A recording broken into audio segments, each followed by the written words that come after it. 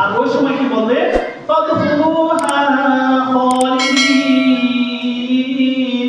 ওই আল্লাহর বান্দা তুমি প্রবেশ করো, আল্লাহর জান্নাতে প্রবেশ করো, ওই আল্লাহর জান্নাতে চিরকাল থাকো। সুবহানাল্লাহ।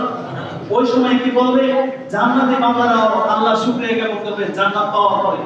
وقالوا الحمد لله الذي صدقنا وعده وأورثنا الأرض نتبوأ من الجنة حيث نشاء।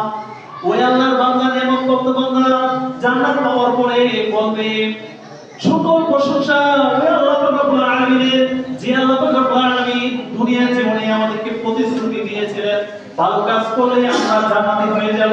সুবহানাল্লাহ।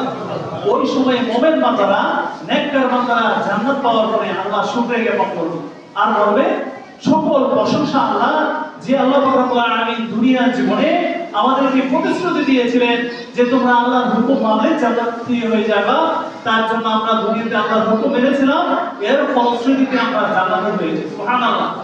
সম্মানিত উপস্থিতি, ওই সময় বলা হবে ফানি'মা আজরুল আমিলিন।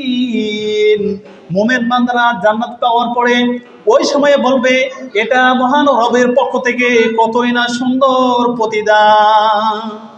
ওই সময়ে খুশির আর শেষ থাকবে না। থাকবে বলেন? খুশির আর শেষ থাকবে না। সম্মানিত উপস্থিতি, আসুন আমরা আল্লাহ পাক রব্বুল আলামিনের হুকুমকে বাস্তবায়ন করার জন্য, আল্লাহ পাক রব্বুল আলামিনের হুকুমকে পালন করার জন্য আমরা সদা তৎপর হয়ে যাই। হব ইনশাআল্লাহ। নামাজ 5 ওয়াক্ত পড়তে হবে। পড়ব সবাই নামাজ 5 ওয়াক্ত। হালাল খেতে হবে, হারামের ধারে কাছে যাওয়া যাবে না। তারপরে আরেকটা কাজ হচ্ছে মিথ্যা কথা ছেড়ে দিতে হবে। মিথ্যা কথা বললেও জান্নাতে যাওয়া যাবে না, জান্নাতি বান্দারা মিথ্যা কথা বলবে না। তার পাশাপাশি হারাম থেকে দূরে থাকা, মিথ্যা কথা না বলা, আমানতের খেয়ানত না করা। আমানতের কি করা? খেয়ানত না করা, ওয়াদা ভঙ্গ না করা। এই কাজগুলো, ছোট ছোট কাজগুলো যদি আমরা করতে পারি, আশা করা যায় আমরা আল্লাহর নিয়ামতপূর্ণ জান্নাতের মেহমান হয়ে যাব।